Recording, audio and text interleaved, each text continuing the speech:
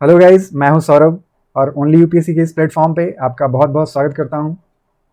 Only UPSC की team आपके लिए लेकर आई है यूपीएससी सिलेबस पे आधारित कंप्लीट जीएस के वीडियो सीरीज। और इसके साथ साथ इसी चैनल पे आपको रेगुलरली शाम को 5 बजे करंट अफेयर्स के क्लासेस भी दिए जा रहे हैं। और ये सभी क्लासेज यूपीएससी ओनली की तरफ से एक फ्री इनिशिएटिव के तहत लाया गया है, तो ये सभी क्लासेज आपके लिए बिल्कुल ही मुफ्त हैं। आप इन क्लासेस के पीडीएफ अगर प्राप्त करना चाहते हैं तो ओनली यूपीएससी के इस टेलीग्राम चैनल से ज़रूर जुड़ें। आपको वहाँ पे क्लासेस के बारे में अन्य इन्फॉर्मेशन भी शेयर किए जाते रहते हैं। तो उम्मीद करता हूँ ओनली यूपीएससी की ये फ्री इनिशिएटिव आपके लिए काफ़ी उपयोगी साबित होगी।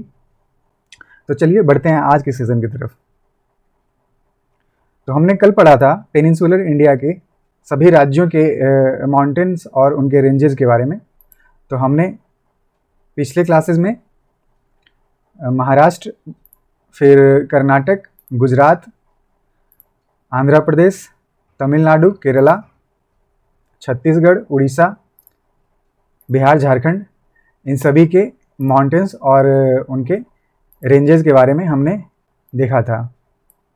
तो पिछली क्लासेस में सबसे पहले हमने देखा था उड़ीसा के बारे में। उड़ीसा में कुछ हिल्स के नाम जिन्हें आपको ध्यान रखना है, जैसे गर्जत हिल, मलयगिरी, महेंद्रगिरी, देवड़ी मुंडा। तो हमने एक ट्रिक के थ्रू इसे याद भी रखा था, GMDM। उसके बाद जब हम आगे बढ़े छत्तीसगढ़ में, तो छत्तीसगढ़ में माउंट गौरलता सबसे नॉर्दर्न पार्ट ऑफ छत्तीसगढ़ में था। उसके बाद जैसे हम साउथ की तरफ बढ़ते हैं तो हमें Ramgarh hills, Dhanvantari hills, Dandakaranya plateau और बेलाडीला, ये सब पर्वत मिलते हैं। उसके बाद हम चले थे झारखंड में। तो झारखंड में हमें दिखाई दिए छोटा नागपुर के पठार, पारसनाथ के पठार और फिर हजारीबाग रेंजेज। हजारीबाग रेंजेज के बाद हमने देखा बिहार के मैप। तो बिहार के मैप में हमें सिर्फ राजमहल के हिल दिखाई दिए और ये रेसिडुअल माउंटेन के पार्ट हैं। तो पिछली क्लास में मैंने एक क्वेश्चन पूछा था आपसे कि पेनिनसुलर इंडिया का जो हमने कल आखिरी में पहाड़ के नाम पढ़े थे, राजमहल हिल, ये एक रेसिडुअल माउंटेन का एग्जाम्पल था। इसी तरह हमने पेनिनसुलर इंडिया के शुरुआती के दिनों में एक रेसिडुअल माउंटेन के एग्जाम्पल पढ़े थे, उसका नाम क्या था। तो उम्मीद करता हूँ आपने सही उत्तर सोचा होगा। कमेंट में ज़रूर आप अपना उत्तर बताइए। इसका सही उत्तर था अरावली पर्वत, जो कि राजस्थान में मुख्य तौर पे पाया जाता है। वैसे तो उसका फैलाव, उसका विस्तार गुजरात से लेकर के नई दिल्ली तक है, लेकिन मुख्य रूप से वो राजस्थान में पाया जाता है। ठीक है, तो चलिए अब पेनिनसुलर इंडिया, ये जो प्रायद्वीपीय भारत है, इसके कुछ पासेस के बारे में, इसके कुछ दर्रों के बारे में जान लेते हैं कि ये जो प्रायद्वीपीय भारत है इसमें कौन से इंपॉर्टेंट दर्रे हैं, कौन से मुख्य दर्रे हैं जो हमें ध्यान में रहने चाहिए। तो सबसे पहले हम चलते हैं राजस्थान, और राजस्थान में अरावली पर्वत पे, अरावली पर्वत के पास ही एक दर्रा है जिसका नाम है हल्दी घाटी पास। तो आप राजस्थान के मैप में ये दिखाया हुआ आपको मिलेगा नहीं, तो आप नोट डाउन कर लें, पासेस इन पेनिनसुलर इंडिया। तो प्रायद्वीपीय भारत के मुख्य पासेस के बारे में, मुख्य दर्रों के बारे में हम पढ़ रहे हैं। तो सबसे पहले हमने पढ़ा हल्दी घाटी पास। ये हल्दी घाटी पास राजस्थान में तो है, लेकिन पास हमेशा दो स्थानों को कनेक्ट करेगा, दो स्थानों को जोड़ेगा। तो हल्दी घाटी का पास, ये जो दर्रा है, ये किन किन स्थानों को जोड़ रहा है हमें ये भी पता होना चाहिए। तो ये है राजसमंद। ये राजसमंद एक जगह है राजस्थान में, और दूसरी ओर ये पास कनेक्टेड है पाली, जो कि उदयपुर एक जगह है, उदयपुर डिस्ट्रिक्ट है राजस्थान का, उसके पास। तो आप ये ध्यान रखेंगे कि राजसमंद और पाली के बीच में जो पास है, उस पास का नाम है हल्दी घाटी पास। ठीक है, उसके बाद हम पेनिनसुलर इंडिया में सीधे साउथ की तरफ बढ़ेंगे। तो हल्दी घाटी के बाद अब चलते हैं राजस्थान से साउथ की ओर जब बढ़ेंगे तो महाराष्ट्र, मुंबई में एक इम्पॉर्टेंट पास है, उसके बारे में पढ़ लेते हैं। तो जब महाराष्ट्र की ओर जाते हैं तो हमें दो पास मिलते हैं, किसके किसके बीच? मुंबई से पुणे जाने के बीच में और मुंबई से नासिक जाने के बीच। तो जो मुंबई से नासिक जाने के बीच में जो पासेज मिलती है उस दर्रा का नाम है थाल घाट, ठीक है। और मुंबई से जो पुणे जाने के लिए मिलता है, जो दर्रा मिलता है रास्ते में, उसका नाम है भोर घाट, ठीक है। तो आपको पता होना चाहिए कि राजमंड और पाली के बीच में जो पास है, इस पास का नाम है हल्दी घाटी पास, ठीक है। और इसी तरह मुंबई से नासिक जाने के बीच में जो पास है उसका नाम है थाल घाट। उसी तरह मुंबई से पुणे जाने के बीच में जो पास है उस पास का नाम है भोर घाट। तो उम्मीद करता हूँ आपको इन दर्रों का लोकेशन अब ध्यान में रहेगा। तो हमने पढ़ा सबसे पहले राजस्थान में, ये राजस्थान का पास है जो कि हमें मिला हल्दी घाटी के नाम से, राजस्थान। और फिर जब हम महाराष्ट्र गए तो महाराष्ट्र में हमें थाल घाट और भोर घाट, ये दो पासेस मिले। तो उम्मीद करता हूँ आपको ये नाम क्लियर हुए होंगे। अब चलिए चलते हैं और साउथ में, तो तमिलनाडु और केरल की तरफ चलते हैं। तो तमिलनाडु और केरल के बीच में हमने पढ़ा था कि बहुत सारी पहाड़ियों के नाम था, जैसे कि हमने पढ़ा था नीलगिरी सबसे इधर, ये तो नॉर्थ में था, मतलब केरल और तमिलनाडु के नॉर्दर्न पार्ट में नीलगिरी पर्वत था, जहाँ पे हमने पढ़ा था वेस्टर्न घाट और ईस्टर्न घाट दोनों का मिलन होता है, ठीक है। उसके साउथ में जब हमने हमने देखा तो नीलगिरी पर्वत के जब साउथ में हम आगे बढ़े तो हमें दिखाई दिया अन्नामलई पर्वत, फिर कार्डमम पर्वत। तो इन्हीं सब पर्वतों के बीच में एक कुछ पासेज हैं, उन पासेज के नाम हमें याद रखने हैं। ये पासेज मुख्यतः उपयोग में लाए जाते हैं केरल से तमिलनाडु की तरफ या तमिलनाडु से केरल की तरफ आवागमन में। तो ये बहुत ही इम्पॉर्टेंट है। अगर केरल से तमिलनाडु के नॉर्दर्न हिस्से में अगर आपको प्रवेश करना हो तो एक पास का उपयोग करेंगे आप, एक दर्रे का उपयोग करेंगे आप, जो कहीं इधर होगा। और फिर जब केरल से आप सॉदर्न पार्ट ऑफ तमिलनाडु में जब एंट्री लेना चाहेंगे तो आप नीचे वाले पास का, यानी कि सॉदर्न हिस्से में जो पास है उसका उपयोग करेंगे। तो चलिए हम बारी बारी से देखते हैं कि कौन कौन से पास हैं। तो पासेज इन तमिलनाडु और केरल, सबसे पहले हमने देखा कि नीलगिरी पर्वत है, northern part of Tamil Nadu and Kerala. Nilgiri पर्वत के बाद हमें दिखाई दिया था अन्नामलई हिल्स, राइट। तो अन्नामलई हिल्स ये हो गए, नीलगिरी हिल्स हो गए। और सबसे जो सॉदर्न पार्ट ऑफ तमिलनाडु या केरला में जो था वो था कार्डमम, तो कार्डमम हिल। तो ये 3 हिल हमने मुख्य तौर पे पढ़े थे वहाँ। इसके अगर हम देखें कि ये अपना सॉदर्न पार्ट ऑफ इंडिया है, तो इधर साइड कौन सा स्टेट मिलेगा आपको? इधर वेस्ट के साइड मिलेगा आपको केरला, इधर साइड है ना, इधर साइड आपको केरल मिलेगा और इधर तमिलनाडु मिलेगा, ठीक है। इधर आपको तमिलनाडु मिलेगा। तो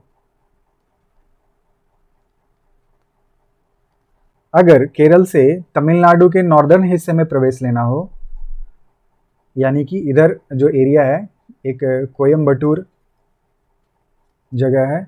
तो अगर केरल से आपको कोयम्बटूर की तरफ जाना हो तो आप इस पास का उपयोग करेंगे, और केरल से अगर आपको मदुरई के साइड जाना हो, मदुरई यानी कि सॉदर्न पार्ट ऑफ तमिलनाडु में जो है मदुरई, अगर आपको सॉदर्न पार्ट ऑफ तमिलनाडु में जाना है तो आप इस पास का उपयोग करेंगे। तो इस पास का नाम है पाल घाट, ठीक है, और इस पास का नाम है सेन गोट्टई। तो उम्मीद करता हूँ आपको ये पासेज अब ध्यान में रहेंगे इनके लोकेशन के साथ। ये नीलगिरी पर्वत है, ये अन्नामलई पर्वत है, और ये कार्डमम पर्वत है। इनके बीच बीच में ये पर्वत का मैंने सिंबल बनाया है।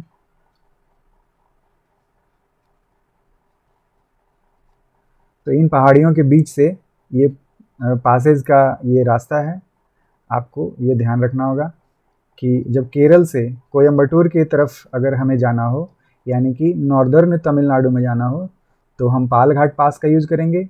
अगर केरल से सॉदर्न पार्ट ऑफ तमिलनाडु में अगर जाना हो तो हम सेनगोट्टई पास का उपयोग करेंगे।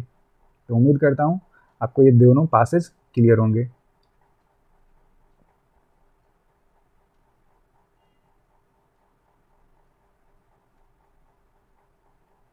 तो अभी तक हमने पढ़ा पासेज इन पेनिनसुलर इंडिया।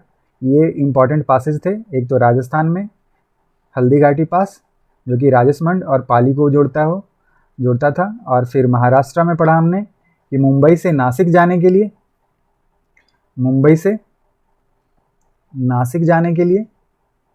और मुंबई से पुणे जाने के लिए दो पासेज हैं, थाल घाट और भोर घाट। तो ये हमने पढ़ा। उसके बाद अब केरल से तमिलनाडु की तरफ आने के लिए दो पासेज हैं, एक पाल घाट और एक सेनगोट्टई। तो उम्मीद करता हूँ ये आपको बिल्कुल ही क्रिस्टल क्लियर होगा, इसका लोकेशन और इसके नाम।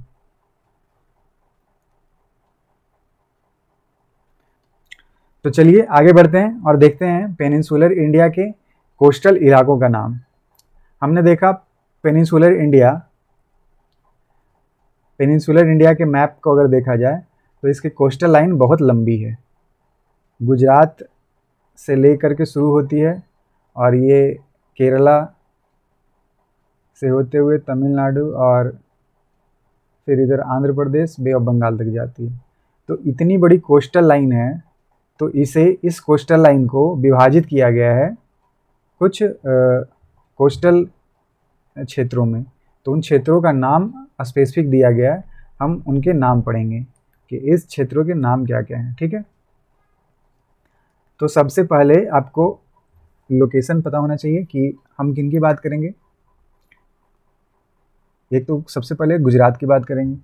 तो गुजरात में अगर देखा जाए तो ये जो रीजन था, सॉदर्न पार्ट ऑफ गुजरात जो था, उसका नाम क्या था? काठियावाड़ पेनिनसुला, काठियावाड़ प्रायद्वीप। तो काठियावाड़ प्रायद्वीप के जो कोस्टल इलाके के जो हिस्से होंगे, यानी कि मैं इसकी बात कर रहा हूँ। तो काठियावाड़ के ये जो कोस्टल इलाके हैं इनको बोला जाएगा काठियावाड़ कोस्ट, ठीक है, काठियावाड़ कोस्ट। उसके बाद हम देखेंगे मुंबई। तो ये है मुंबई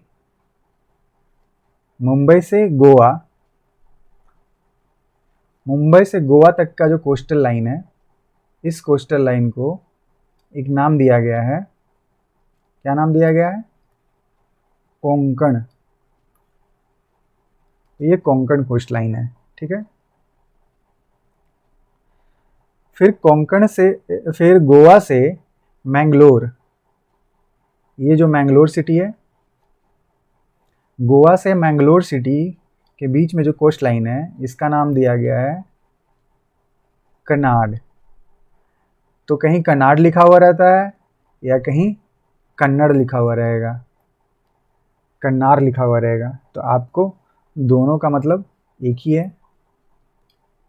कन्नाड़ और कन्नार मैं दोनों लिख देता हूँ, ठीक है। तो ये गोवा से मैंगलोर के बीच का कोस्टल लाइन हो गया। अब मैंगलोर से बिल्कुल नीचे तक का जो southern most part of Indian peninsular reason है, अब मैं इसकी बात कर रहा हूँ। तो जो बाकी बचा हुआ जो कोस्टल लाइन है, इसको कहा जाता है मालाबार। आपने बहुत बार नाम सुना होगा इसका, ये बहुत फेमस है और बहुत बार ये प्रश्न में पूछे भी गए हैं बहुत सारे एग्जाम्स में। तो मालाबार कोस्ट लाइन किसे कहा गया है? मैंगलोर से लेकर के नीचे सॉदर्न पार्ट ऑफ इंडिया तक। तो हमने कितने कोस्ट लाइन पढ़े अभी वेस्टर्न पार्ट ऑफ इंडिया में, मतलब वेस्टर्न घाट के साइड में? तो हमने पढ़े सबसे पहले कोंकण, तो ये कोंकण का हिस्सा हो गया। कोंकण किसके किसके बीच में है? तो मुंबई से गोवा के बीच में। उसके बाद हमने पढ़ा कन्नाड़ या कन्नार, तो ये जो कोस्टल लाइन है गोवा से मैंगलोर के बीच में, और मैंगलोर से नीचे southern part of Tamil Nadu Kerala की बात करें तो यहाँ पे जो हिस्सा है कोस्टल लाइन का, इसे कहा जाता है मालाबार कोस्ट। तो उम्मीद करता हूँ ये नाम क्लियर हुए होंगे। और गुजरात के साइड तो हमने पढ़ा काठियावाड़ कोस्ट, ठीक है। अब चलिए ईस्टर्न घाट की बात करते हैं। ईस्टर्न घाट में ये जो तमिलनाडु और थोड़ा सा आंध्रा का पार्ट भी, आंध्र प्रदेश की पार्ट, तो तमिलनाडु से लेके थोड़ा आंध्र प्रदेश के हिस्से तक ये जो फैला हुआ कोस्ट है, इसका कोस्ट का नाम है कोरोमंडल कोस्ट। तो कोरोमंडल कोस्ट, तो उम्मीद करता हूँ आपको नाम क्लियर होगा, कोरोमंडल कोस्ट। फिर कोरोमंडल कोस्ट के ऊपर जो आंध्र प्रदेश का हिस्सा है, इस आंध्र प्रदेश के हिस्से को हमने कहा जाता है आंध्रा कोस्ट, ठीक है। तो इसे कहा जाता है आंध्रा कोस्ट। और आंध्रा कोस्ट से ऊपर यानी कि उड़ीसा के आसपास, उड़ीसा का रीजन से बे ऑफ बंगाल की तरफ तक ये जो हिस्सा है, इस हिस्से को कहा जाता है उत्कल कोस्ट, ठीक है। यहीं पे एक और नाम आपको आंध्रा और उत्कल कोस्ट जो है वो कंबाइन रूप से उसके ज़्यादातर हिस्से को, पूरा नहीं, ज़्यादातर हिस्से को, इस हिस्से को एक और नाम दिया गया है जिसका नाम है नॉर्दर्न सरकार, ठीक है। तो हमने कितने कोस्ट के नाम पढ़े अभी तक ईस्टर्न कोस्ट ऑफ इंडिया में? तो इधर हमने पढ़ा कोरोमंडल कोस्ट, कोरोमंडल के बाद आंध्रा कोस्ट, आंध्रा के बाद उत्कल कोस्ट। उत्कल कोस्ट और आंध्रा कोस्ट को कंबाइन रूप से आप समझ सकते हैं नॉर्दर्न सरकार। एक्चुअली इसका कुछ पोर्शन है, नॉट कंबाइन रूप से, एग्जैक्टली ये कंबाइन रूप से नहीं कहा जाता है, इसके बीच का कुछ पोर्शन है। आप ध्यान रखेंगे कि उड़ीसा से बे ऑफ बंगाल की तरफ जो हिस्सा है और आंध्र प्रदेश का भी कुछ हिस्सा, इसको हम बोलेंगे कंबाइन रूप से नॉर्दर्न सरकार। तो इधर इम्पॉर्टेंट है नॉर्दर्न सरकार और कोरोमंडल कोस्ट अपने ईस्ट कोस्ट वाले एरिया में। और जब वेस्ट कोस्ट के हिस्से में आते हैं तो मालाबार कोस्ट, कन्नाड़ या कन्नार, कोंकण और काठियावाड़। तो उम्मीद करता हूँ आपको ये कोस्टल लाइन क्लियर हुए होंगे। चलिए इसे नोट डाउन कर लेते हैं। Coastal line of peninsular India, तो प्रायद्वीपीय भारत के तटीय इलाकों की बात कर रहे हैं। तो तटीय क्षेत्र में सबसे पहले हमने देखा, हम इसे बांट देंगे दो हिस्सों में। कौन कौन? वेस्टर्न घाट और ईस्टर्न घाट। तो पहले वेस्टर्न घाट की बात करेंगे हम। तो वेस्टर्न घाट में जो हमने सबसे पहले पढ़ा वो था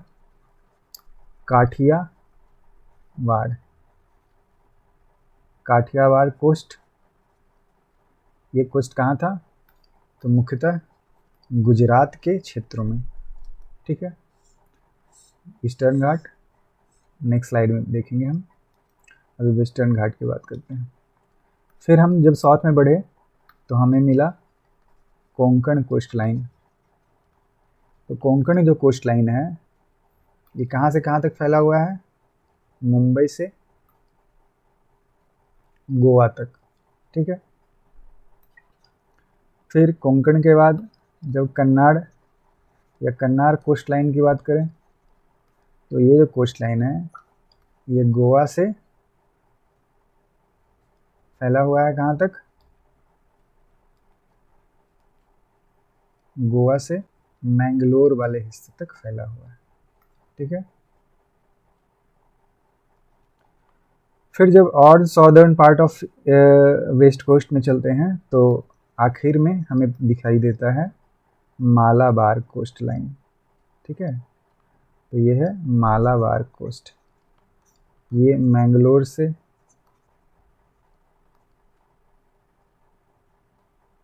केरल के एंड तक आता है। तो हम डायरेक्टली इसे लिख देते हैं ये केरल के कोस्टल इलाके में आता है, ठीक।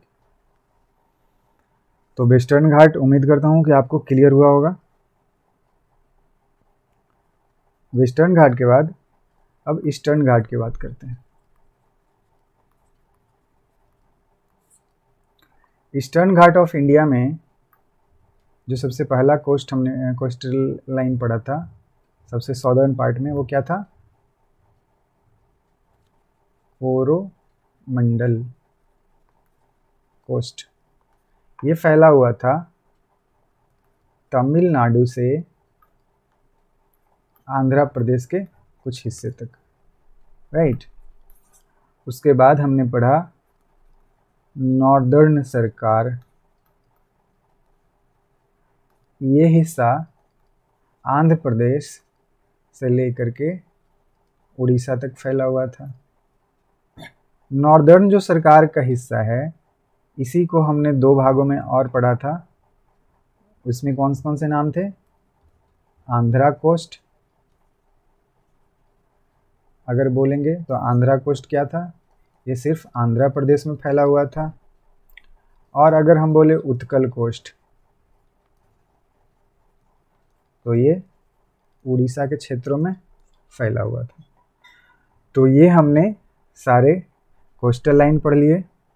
उम्मीद करता हूँ कि आपको ये सारा कोस्टल लाइन बिल्कुल लोकेशन के साथ याद हो गया होगा।